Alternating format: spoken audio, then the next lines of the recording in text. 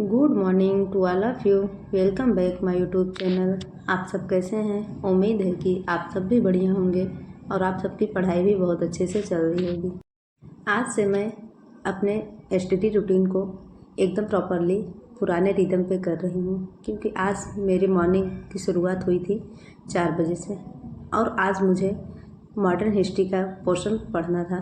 तो सुबह उठ के सबसे पहले मैं यहाँ पे पढ़ने के आज मॉर्निंग का मेरा टारगेट था कि मुझे सिख धर्म, जो कि मॉडर्न हिस्ट्री का टॉपिक है, उसे पूरा कंप्लीट करना है। इस सिख धर्म के टॉपिक में पूरे 10 गुरुओं के बारे में, जो कि गुरु नानक देव से शुरू होके और गुरु गोबिंद सिंह तक हैं, इस बीच जितने भी युद्ध हुए हैं और इनके जीवन से रिलेटेड जितने भी क्वेश्चन बनते हैं, जो भी इम्पोर्टेंट टॉपिक है, उसे पूरा अच्छे से कंप्लीट करना है। और इसके साथ ही पंजाब राज्य का उदय और राजा रणजीत सिंह का जो योगदान है और उनके बाद के जो भी शासक हुए हैं और उनके साथ में अंग्रेज़ों से जो युद्ध हुए हैं, ये सारे टॉपिक इसमें इंक्लूड हैं और आज मुझे इसे अच्छे से कंप्लीट करना है। तो मॉर्निंग में उठने के बाद मैंने लगभग अपने 2 से ढाई घंटे का स्टडी सेशन कंप्लीट किया था। फिर इसके बाद मैं अपने अदर काम में लग गई थी और दोबारा लगभग 9:30 बजे तक मैं फ्री हुई थी। फिर 9:30 बजे के बाद से 1 बजे तक मैंने अपना स्टडी सेशन किया था। अभी सर्दियाँ स्टार्ट हो गई हैं, तो मुझे कोल्ड की प्रॉब्लम थोड़ी सी ज़्यादा हो रही है, जिसकी वजह से कि मैं दोपहर के बाद से अपनी स्टडी को नहीं कर पा रही हूँ। तो कुछ इसी तरह से मेरा इस टाइम का स्टडी रूटीन चल रहा है। आज मैं आप लोगों के साथ अपनी बिहार स्टेट की पूरी स्ट्रेटजी शेयर करने जा रही हूँ कि मैंने बिहार स्टेट के एग्ज़ाम के लिए कहाँ से पढ़ाई की थी और कैसे मेरा 106 नंबर आया है। उसके बारे में सारी इन्फॉर्मेशन आप लोगों तक आज शेयर करूँगी।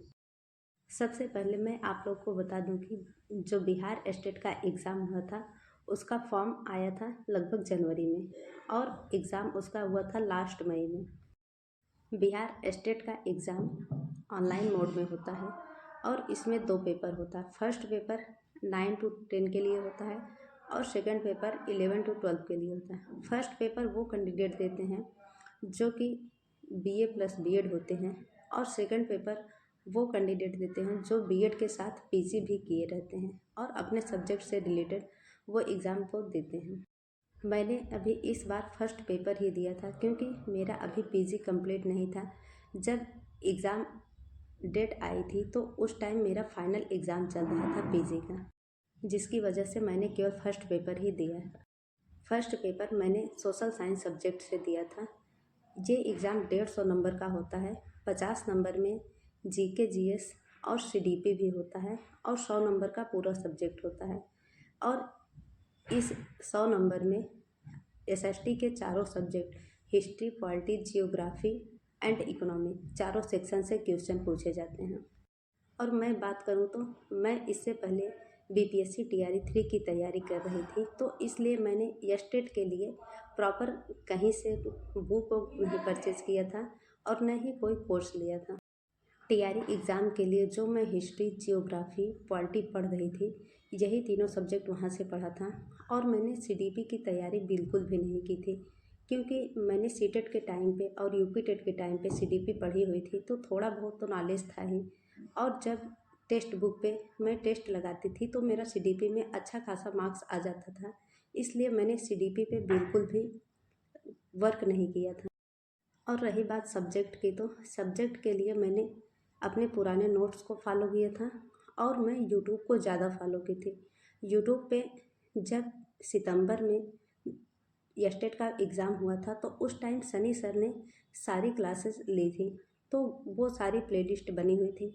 मैंने उस प्लेलिस्ट को बहुत अच्छे से देखा था और उसका एक शॉर्ट नोट्स भी बनाया था। और सब्जेक्ट के लिए मैंने पूरी तैयारी सिर्फ यूट्यूब चैनल से ही किया था।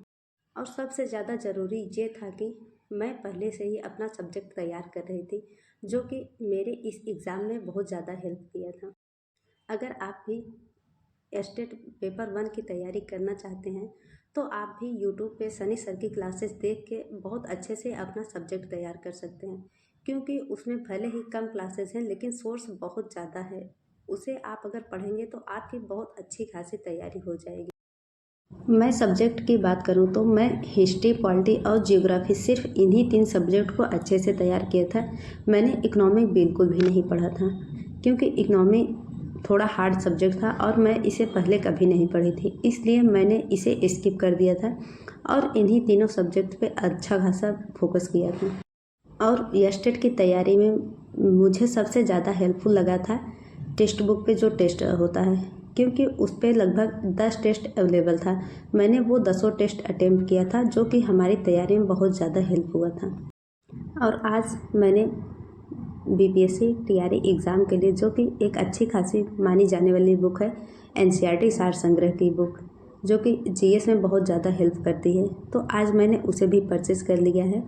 अब अपने सब्जेक्ट के साथ मैं जीएस को भी अच्छे से तैयार करूँगी, जिससे कि अब मेरी जीएस में जो कमज़ोरियाँ हैं वो दूर हो सकें।